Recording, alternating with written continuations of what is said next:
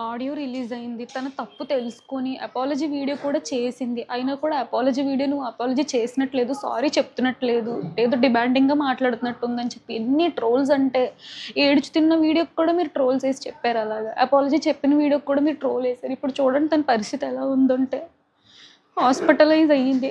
హాస్పిటల్‌లో బ్రీతింగ్ అందక ఐసీయూలో ఉంది. ఆక్సిజన్ పెట్టారు. అసలు ఇటువంటి ఘోరమైన స్థితి ఎవ్వరికీ రాకూడదు. తను చేసింది తప్పే అండి. నేను కాదనట్లేదు, ముమ్మాటికి తప్పే. కానీ తను చేసిన తప్పుకి రియలైజ్ అయ్యి సారీ అడిగింది కదా! యాక్సెప్ట్ చేయొచ్చు కదా! పెద్ద వీడియో చేసే స్థితిలో లేదు తను ఆ రోజు. అయినా కానీ సారీ అడిగి వీడియో చేసింది. కానీ ఈరోజు ఆ వీడియోకి కూడా ట్రోల్స్ చేస్తున్నారు. మీమ్స్ పేజెస్ వాళ్ళు, ట్రోల్స్ పేజెస్ వాళ్ళు ఎవరైతే ఇన్‌స్టాగ్రామ్‌లోని, యూట్యూబ్‌లోని థంబ్‌నెయిల్స్ పెట్టి మరి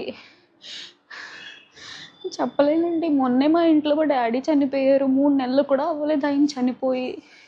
ఇంక ఈ బాధ తట్టుకునే ఓపిక, శక్తి కూడా మాకు లేదు. ఇంకో చావు మా ఇంట్లో జరగొద్దని నేను కోరుకుంటున్నాను.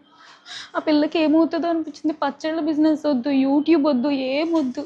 అది సేఫ్‌గా ఉంటే చాలు. ప్లీజ్ మీకు దయచేసి రిక్వెస్ట్ చేస్తున్నాను. ఈ ట్రోల్స్, మీమ్స్ ఏవైతే ఉంటే కొంచెం ఆపండి. మిమ్మల్ని రిక్వెస్ట్ చేసుకొని అడుగుతున్నాను.